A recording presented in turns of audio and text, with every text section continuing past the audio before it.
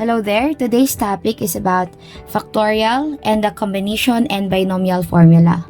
Factorial with the symbol n with exclamation point, it is the product of the first n consecutive natural numbers. For example, we have n factorial is equal to n multiply to n minus 1 to n minus 2 up until you reach the last natural number 3, 2, 1. When we say natural numbers, sila yung counting numbers. And take note, 0 raised to 1 is defined to be 1. Well, factorial is used to find how many ways objects can be arranged in order.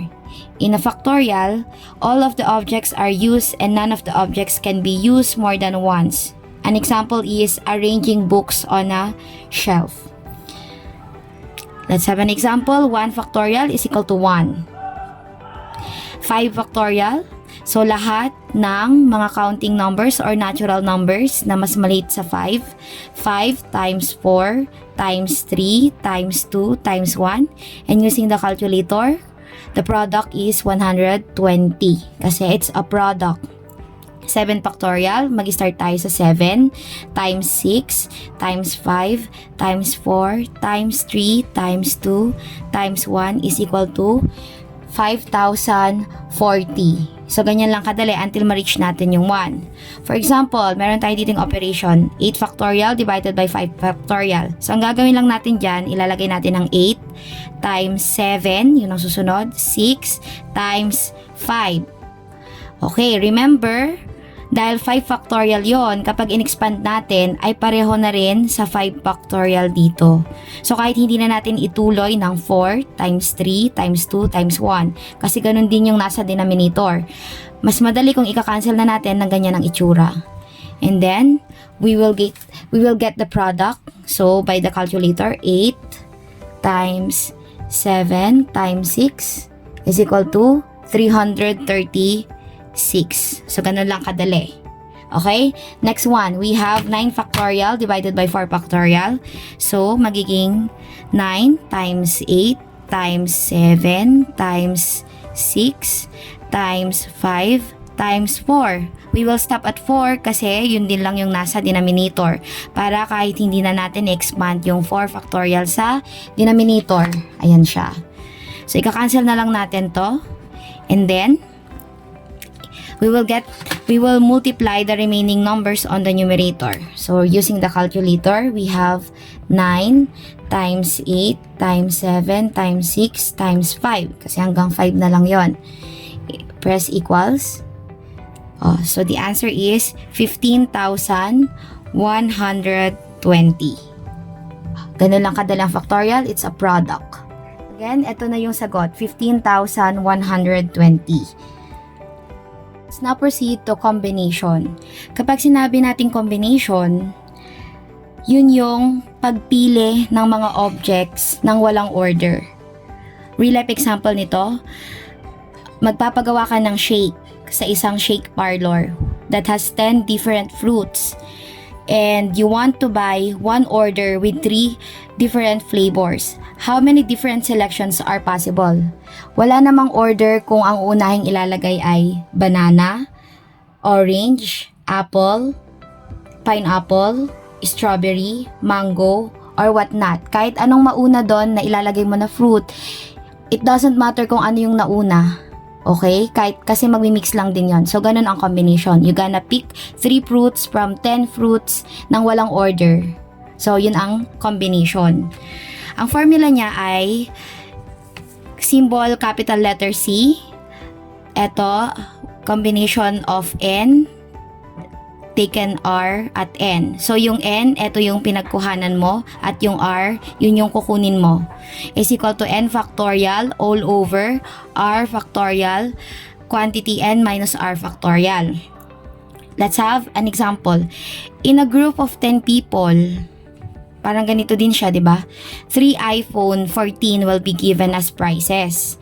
How many ways can the prizes be distributed? Okay, so may 10 tao, 3 lang ang mabibigyan ng iPhone 14. Ilang beses pwedeng mapili yung 3 tao? So again, selecting 3 winners, it doesn't mean na mauuna si A, si B, or si C. Kahit sino doon ang maunang mabunot in a certain raffle. So, tatlo ang kukunin natin taken from 10.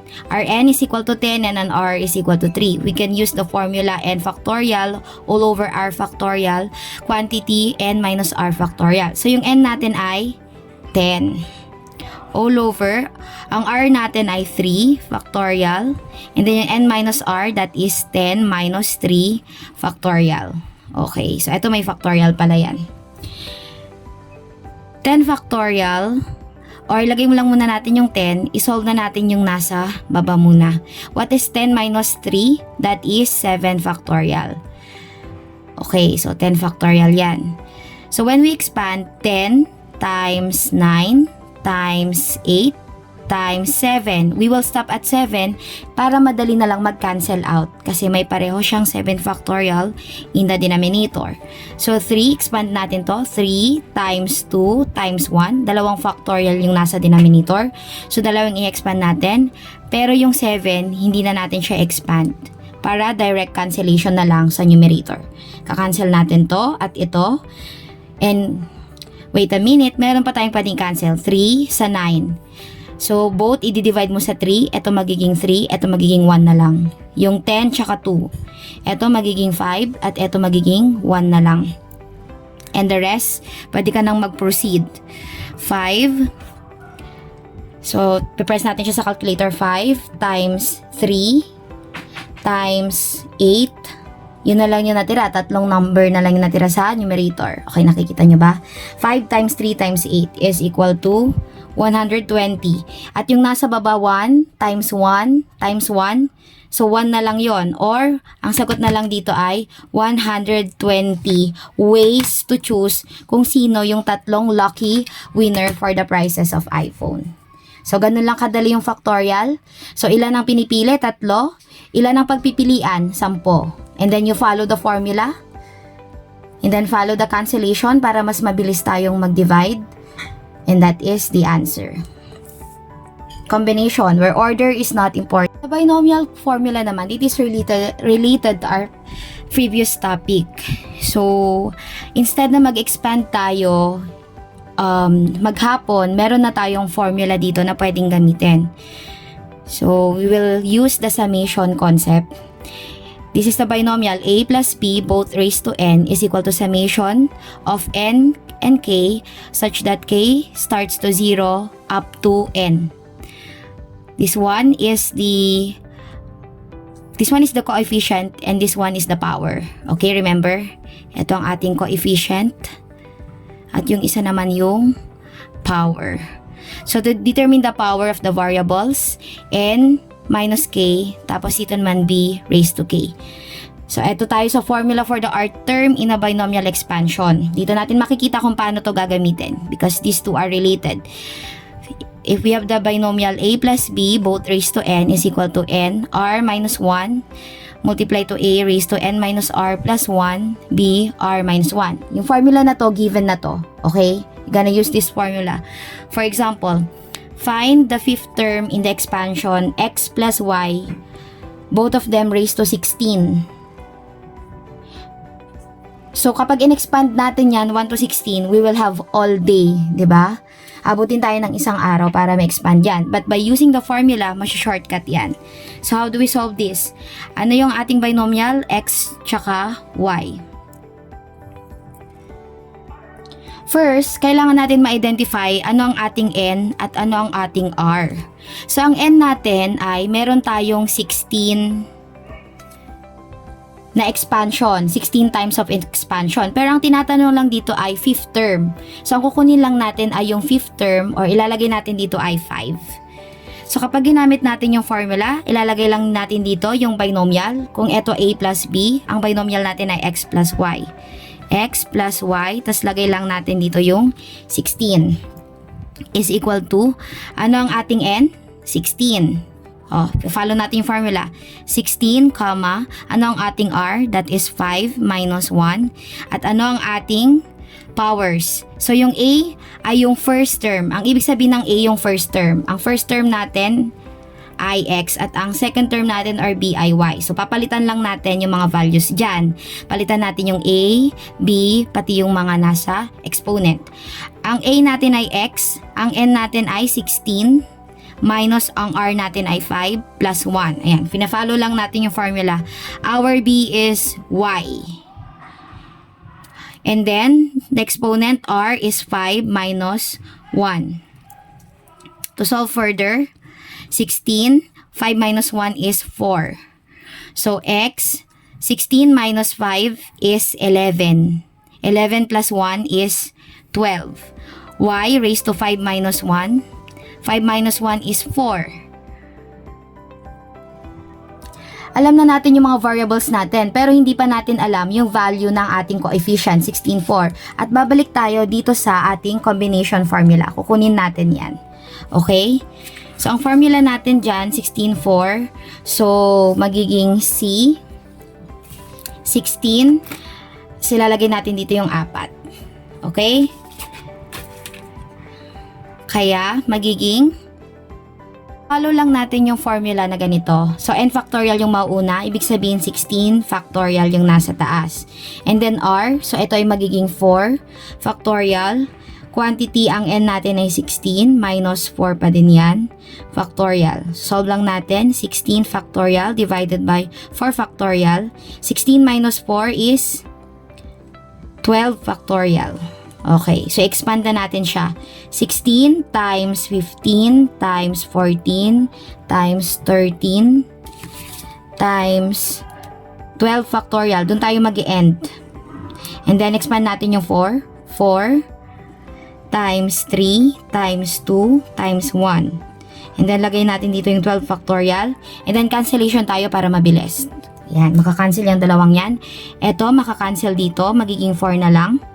Ito rin, makakancel dito, magiging 5 na lang. Ito rin, makakancel dito, magiging 7 na lang.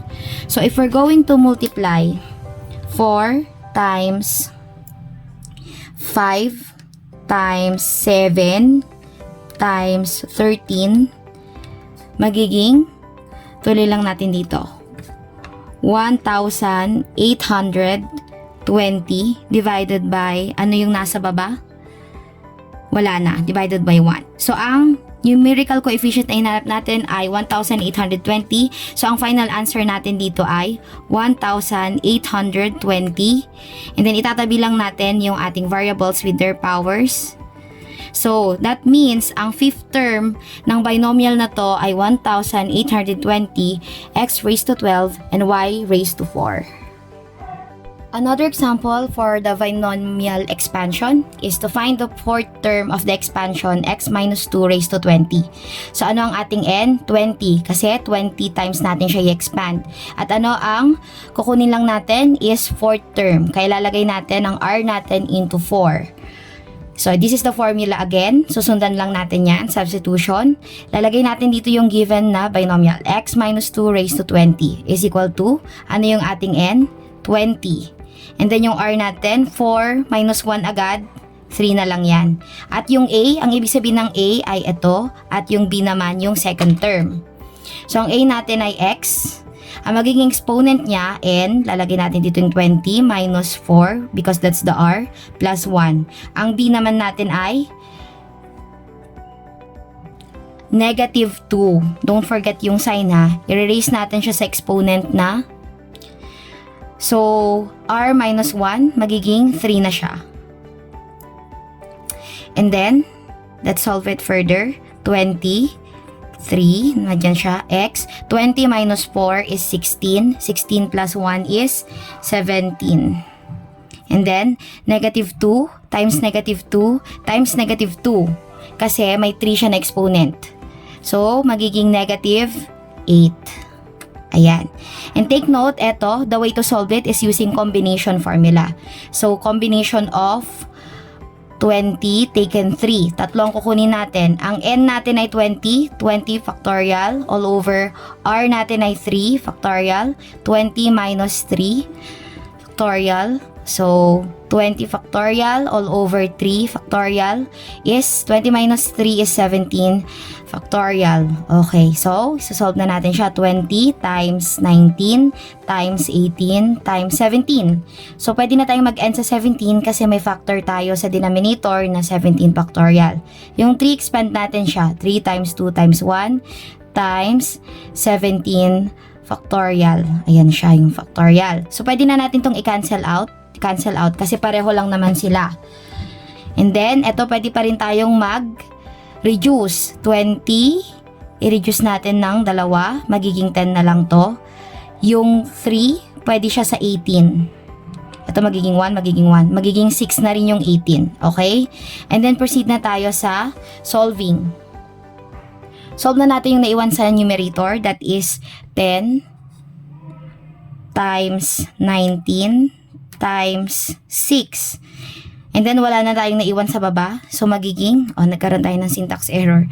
10 times 19 times 6 is 1,140. Kapag nag-syntax error yung calculator, may mali lang sa sentence, sa ating mathematical sentence.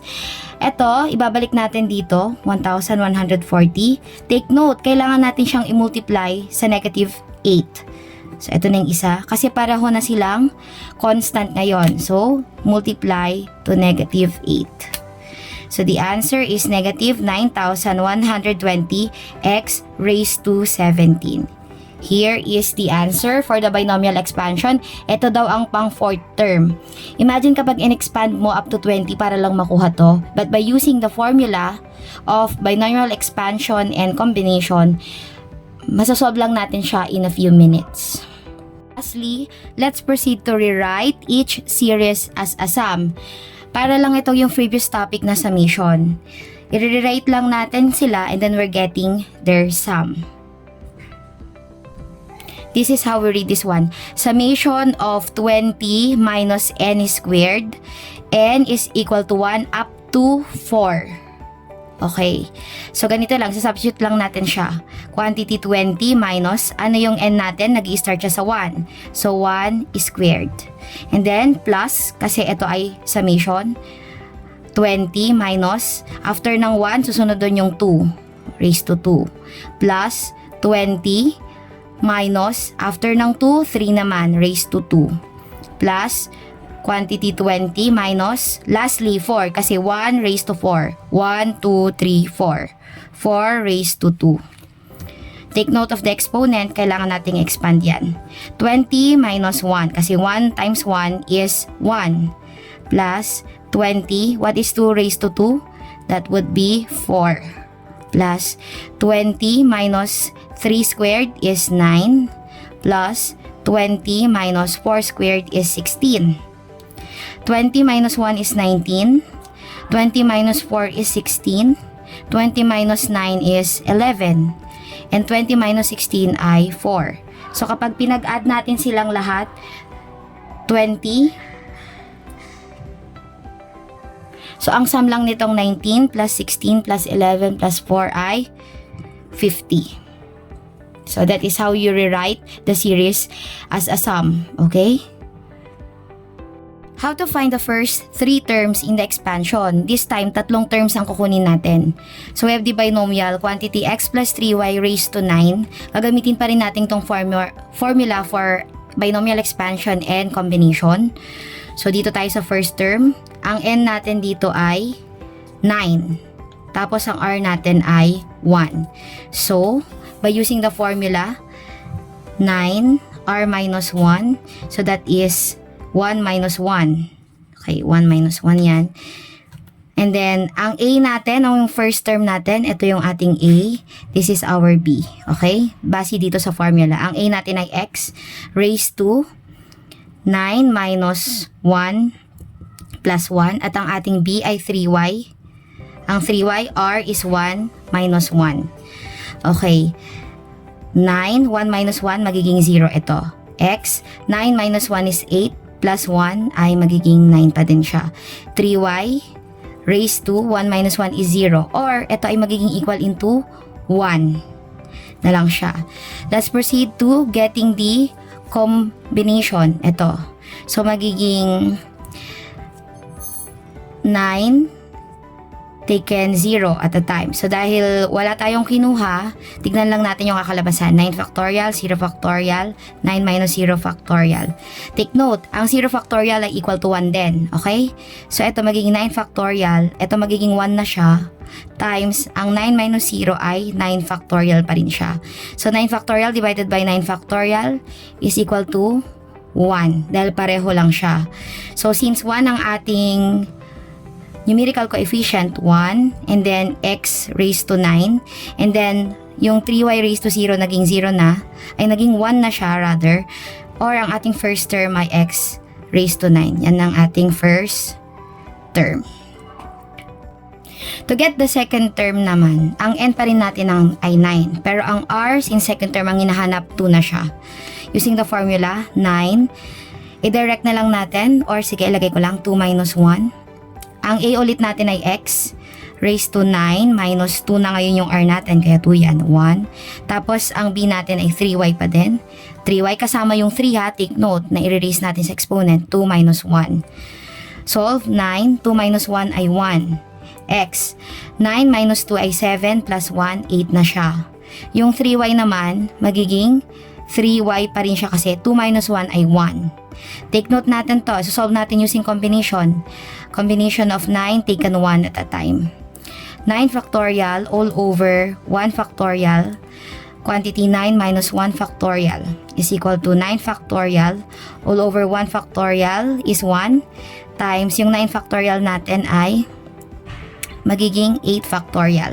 So, kapag in-expand natin yan, magiging 9 times 8 factorial. Yung 1, kahit hindi na natin isulat, 8 factorial, magka-cancel out lang yan sa numerator at denominator. So, ang may iwan lang dyan ay 9. So, yung 9 na yon, i-add natin dito, 9, tapos itatabi natin to, x raised to 8, tapos yung 3y. So, lahat ng constant, ipag-multiply. 9 times 3, 27, x raised to 8, y. So, this is our second term. Ang hinahanap natin ay 3 terms, nandito na tayo. N is equal to 9, ang r na naman natin dito ay 3. So, we have 9, 3 minus 1. Ang a natin ay x, n natin ay 9 minus 3 plus 1. Sinusundan ko lang yung formula.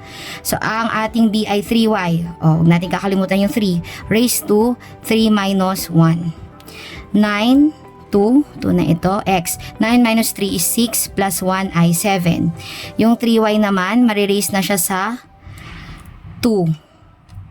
Balikan, gawin muna natin itong 9, 2. Combination of 9 taken 2 at a time is equal to 9 factorial all over 2 factorial. 9 minus 2 factorial is equal to 9 factorial. 2 factorial, magiging 9 minus 2 ay 7 factorial. So, pag inanat natin siya, 9 times 8 times 7 factorial. 2 times 1 times 7 factorial. Cancel out na to agad. Pwede natin tong i-reduce. Magiging 4 to. 9 times 4 divided by 1 na lang yung nasa denominator ay 36.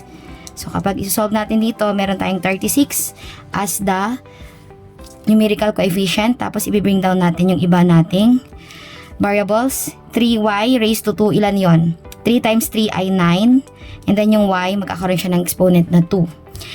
36 times 9 is equal to 324 x7 y squared. So, this is our third term. So, therefore, ang 3 terms natin, ipagkukombine lang natin to x raised to 9 plus 27x raised to 8y plus, yung answer dito, 324 x raised to 7y squared. So, ganyan kunin yung first 3 terms of the expansion, x plus y raised to 9.